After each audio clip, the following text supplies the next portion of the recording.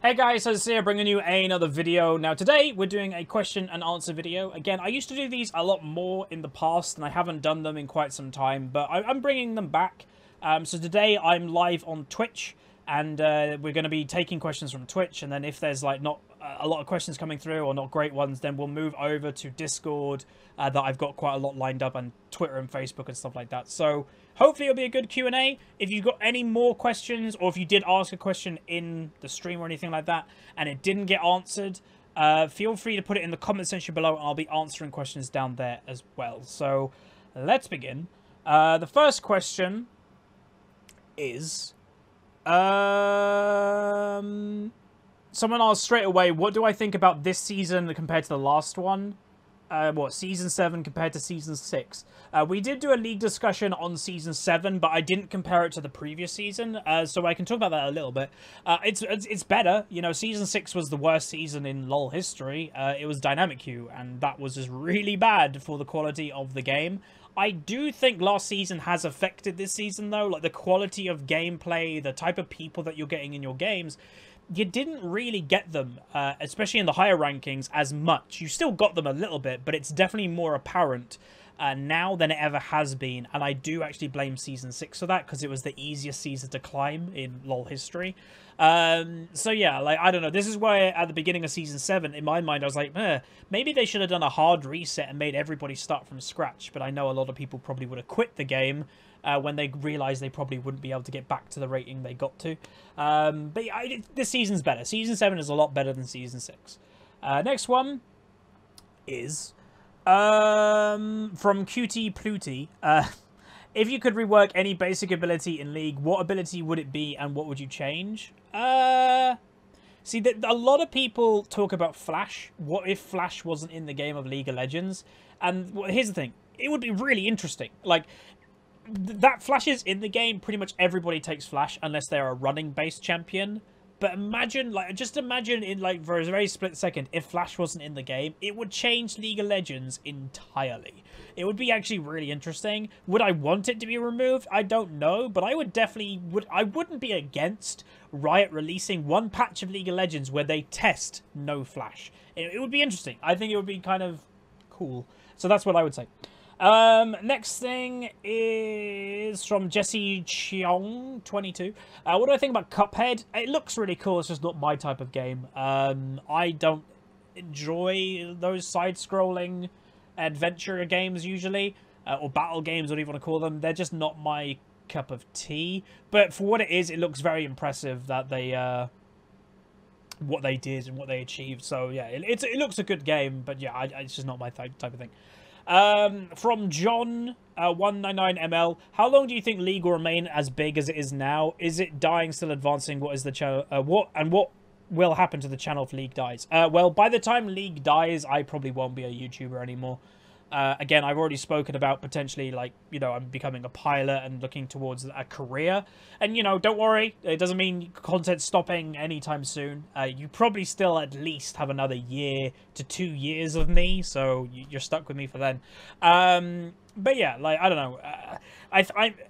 Riot hasn't released stats and stuff in quite some time, but based on viewer numbers in Worlds, there actually does seem to be more viewer numbers in Worlds this year than last year, and apparently the view numbers in China are absolutely ridiculous. Like, they are overtaking actual TV in China, I've heard. So in that sense, the game is still growing. It's becoming a little bit, let's say, more professional, that we've got the franchising happening in North America, which could open it up to a bigger and more expensive market, which then could make it grow more. But as for the game itself, I think it's still growing. I definitely know, and I think I know, and I think I can say that Season 6 did dent League of Legends quite badly, hence why they reverted it.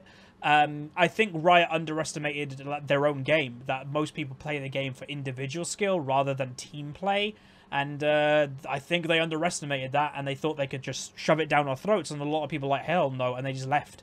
I think slowly people are coming back, but a lot of the changes that Riot are implementing are still kind of casual team-based elements, which isn't what League of Legends was built off. So what I'd say is it's kind of like World of Warcraft. The only thing that's going to kill League of Legends is League of Legends itself. If it just moves away too much from its core values, and I think that's what will make people just start to leave.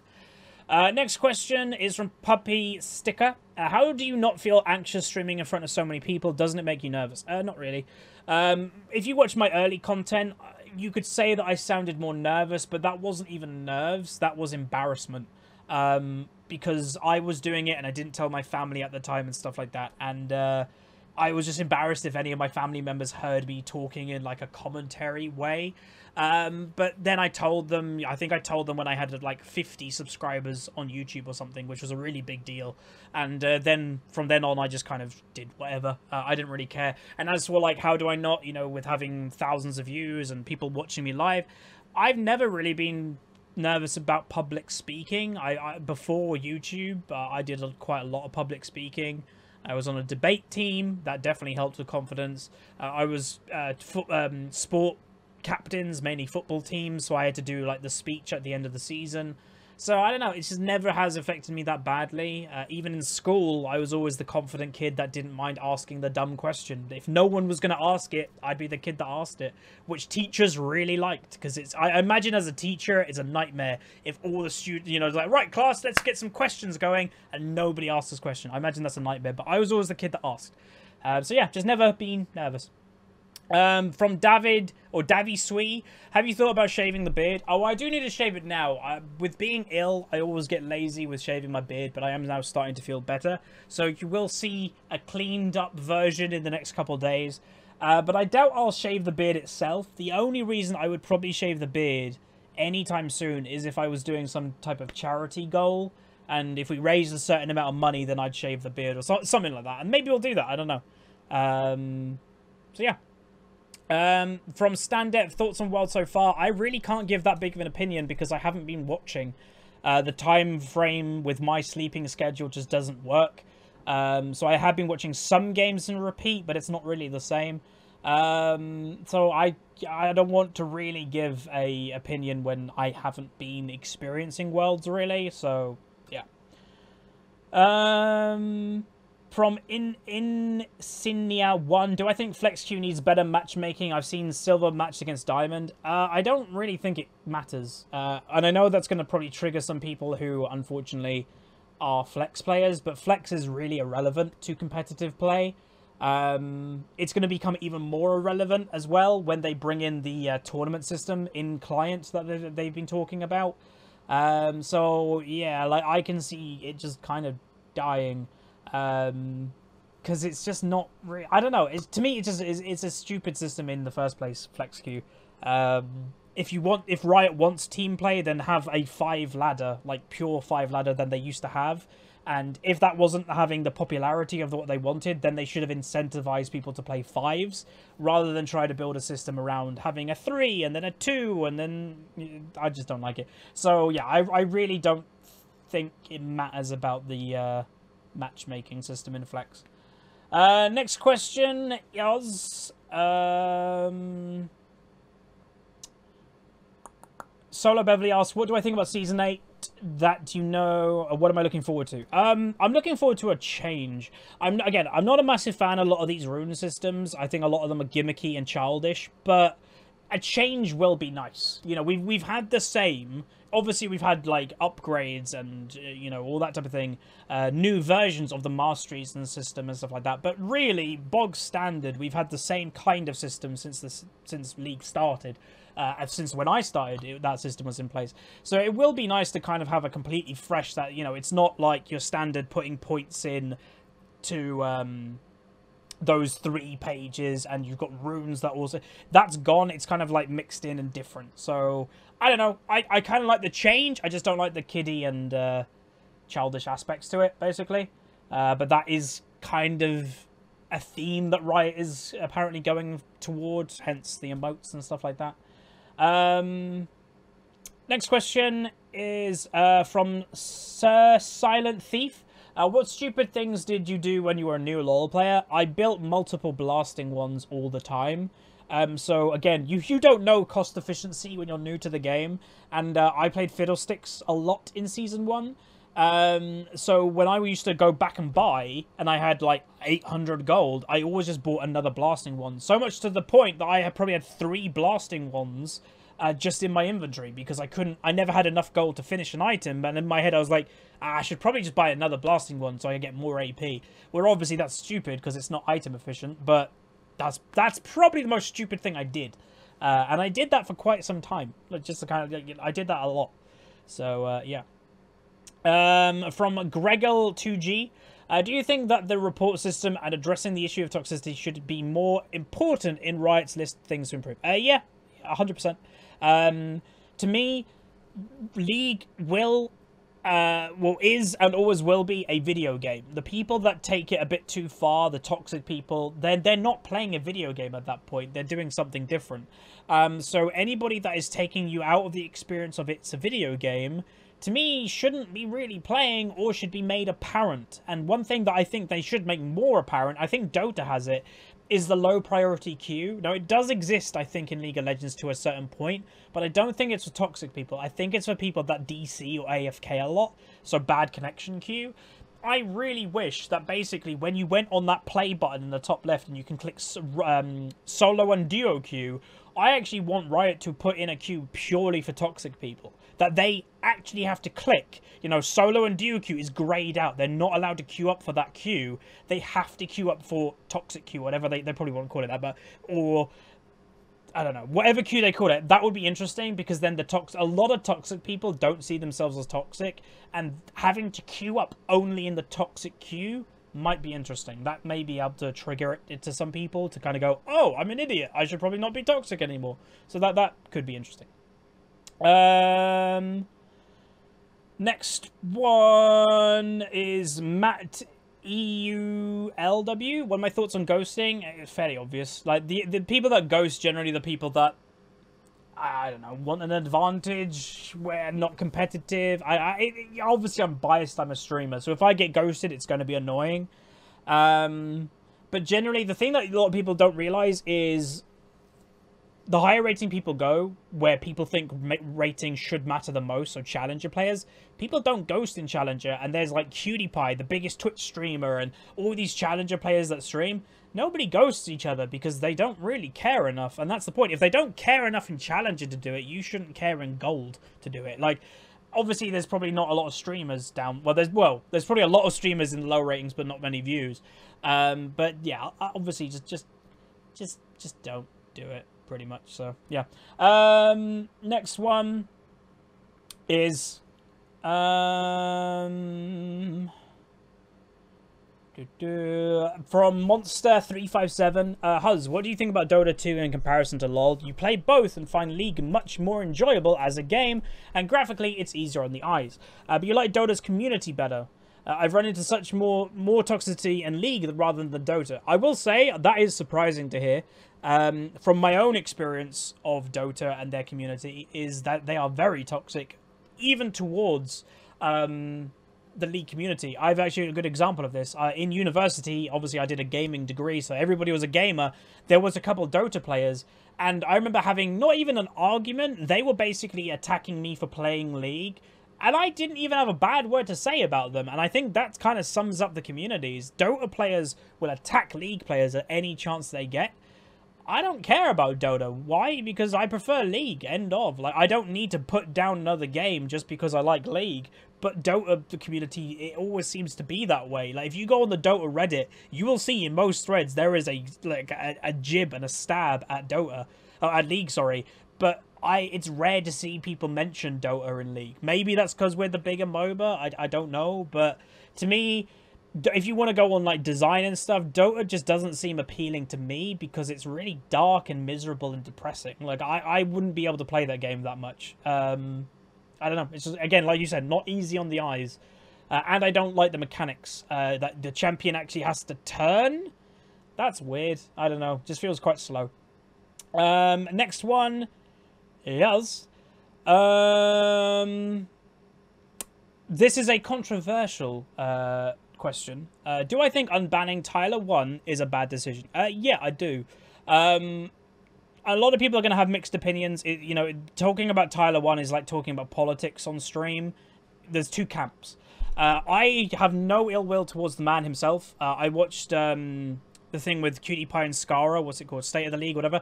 With know, Beyond the Rift with Tyler 1. It was hilarious. It's funny, but that doesn't make up, you know, just because he's funny doesn't make up for the things that he's done. And, I don't know, to me it would kind of send the wrong message to the toxic community. I don't know, someone who's that toxic, who, let's be honest, has influenced the community in a negative way, that there are a lot of Draven mains that look up to him now and act like he used to. I don't know if that's a good idea. Because it will basically, anybody that gets permabanned now will basically just send Riot a message going, but you unbanned him and he was the most toxic person. You have to unban me. I think it's just going to create more mess than good.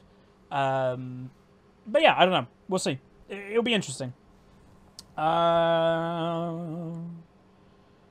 Next question. Just have to keep going because people are talking about all like the normal stuff. Well, somebody's actually mentioning with the Tyler thing. If you had the same situation of somebody that isn't a popular streamer, they would never get unbanned, and I actually agree with you. They would never, 100%. The only reason that there's even a chance of him getting unbanned is because of the community is just harassing Riot, basically, and that's just kind of annoying for a company to deal with. Next one is from Puppy Sticker. Would you ever consider working for Riot? Maybe. Like, I did go for a job, 6 months ago or something, and it was a job that would have been very much aligned with who I am and what I've done, my qualifications. Problem is, it was in North America, and obviously, it wasn't that high up of a job. It wasn't nowhere near management level. So to get somebody from the UK and get them a visa and everything to work in America for that type of job was probably just not practical. But would I work for Riot as in general? Well, I'm obviously going to say yes. You know, sure, I'm looking to other career prospects and stuff like that. But I've built my current career was on League of Legends. I love this game more than any other game that I've played. And it's a bit more of, like, it's a video game, but it's a bit more for me because it's given me so much. So to work on the game itself that has given me that much, yeah, it would be really good. But I doubt it. Like, if I wanted to work for Riot, I'd have to probably stick in and really like go into like making some projects in the background especially when it comes to coding, and I'm just not really into that anymore. I'm pretty fixated that I'm just gonna do like the flight school stuff. So yeah. Next one is from Ninja Storm Nerd, and I'll say we're probably gonna go on to a different platform after like 1 or 2 more questions from the Twitch stream. How long have we been going anyway? We've been going for about 17 minutes. Huzzy from Ninja Storm Nerd. When you have the chance to coach a pro... Wait. I'm guessing if I had the chance to coach a pro, would I do it? Probably not anymore. Maybe a while ago I would have. But not anymore. I've coached a decent amount of people, and I think I've helped most people go up in rating. The highest rating person I've ever coached, I think, was Master, and I only had 1 lesson with him. But he said, you know, later that I helped him quite a lot. But his main problem from memory was attitude. And mainly with coaching, I just beat people down in an argument when it comes to their attitude. Just make them feel stupid, and then they realize how stupid they are from having a bad attitude, and they'll probably just stop. That's my way to do it, and it's worked. But yeah, I probably wouldn't do it anymore. I'm not that interested in the pro scene anymore. I don't watch LCS every week. I'm not even watching Worlds, so I'm not in that world to probably coach somebody of that level. So yeah. Puppy Sticker, would you do a fan meet at a con or something like that? We have done in the past. Yeah, we have done. And they've always been, you know, nice. And I never expect a lot of people ever. The one that got me the most was League Fest, obviously. That one was a bit crazy. That just felt a bit surreal, League Fest. I remember I was on a bench. Me and Fi were eating a Subway. And we were just eating. People were coming up to us quite a lot. And then G-Bay joined us. And then the bench was just like a constant conveyor belt of people. And I'm just eating my sandwich like, what's going on? But I don't know. The thing with conventions is a lot of the conventions aren't that relevant to what I do. But what I will say is, because I'm a lot bigger now than I was when the last League Fest happened, if there is another League Fest in the UK, then yeah, we'll organise something, I think. So... yeah. All right, we'll do one more question. From the Twitch chat. And someone is saying, would I ever consider going pro? No. One, I'm way out of it now comparing to where I would have been in terms of mentality. But when the point where I was like really thinking about it the most was season 3, just before university started. When I was in Diamond 1 then, there was a chance that I might have really gone for it, but I actually spoke to a couple of people who are in that position, and all of them advised me not to. All of them have said, just go to university, get educated, and I am so happy I did that. Majority of what a lot of people don't realize, and maybe it'll change in the future with how the industry is going, but right now, majority of pros, when they finish being a pro, are screwed. The money that they make is good at the time, but if they didn't invest it, didn't put it in property, and they probably just burnt it quite quickly, they don't have a lot of money, they don't have an education, and their only job experience is playing a video game. So, and they don't, you know, have that degree backup. So, I've never thought it was a good idea to go pro. Unless that you're just not a very academic person and you're like, well, I'll be a plumber or I'm going to go pro in League, then that is a good decision. And that's what Dyrus did, if you want a good, you know, example of that. Dyrus was either going to be a plumber for his dad or he went pro in League. He went against his dad's wishes, went really good. So for that, it works. But anyway, let's take some questions from other places. So we'll probably do another 5 to 10 minutes, and then that'll probably be the end of it. But yeah, I like doing Q&As. They're kind of fun. This is from a guy called Throndrill on the Discord. You've embraced talking and listening to your audience a lot. What is/was the greatest surprise you got from your community? The greatest surprise? This could go a couple ways. I've had a surprise today in the Trundle episode. I didn't think there'd be people as stupid as the Sejuani in the comments, but that's proved me wrong.